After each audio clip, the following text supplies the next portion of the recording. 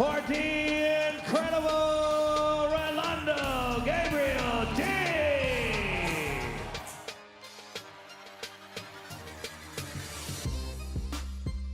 Ako nga po pala si Rolando Gabriel D. Tawag sana mga kaibigan ko ay Gab. Taga Davao talaga kami pero lumaki ako sa Cavite. At ako ay isang MMA fighter.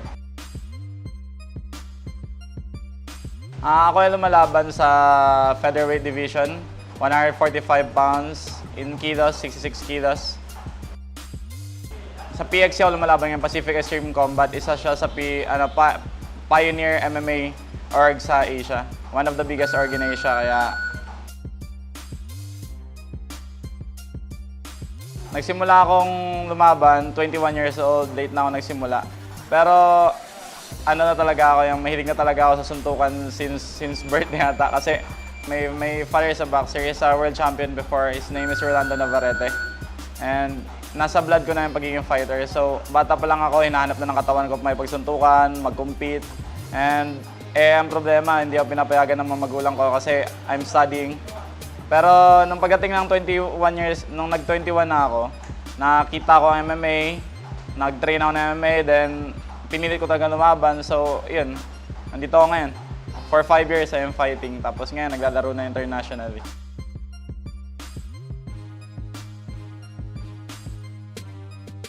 I consider myself striking base kasi my first art is Muay Thai, but I also consider myself a well-rounded fighter kasi I'm a blue belt in Jiu-Jitsu and I wrestled for 1 year.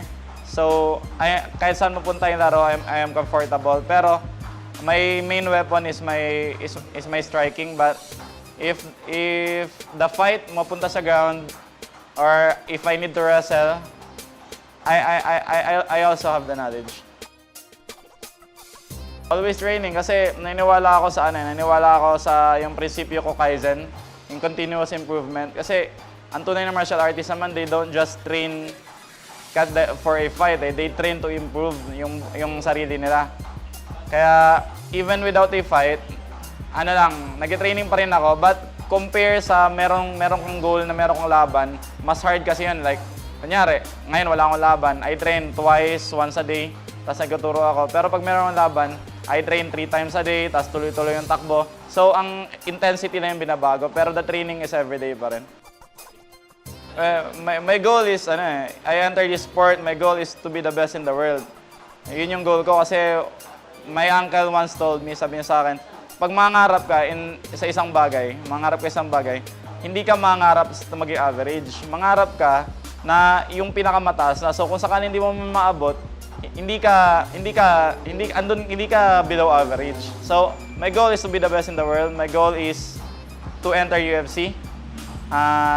Hanggang ngayon, yun yung goal ko at fix talaga yung ko doon.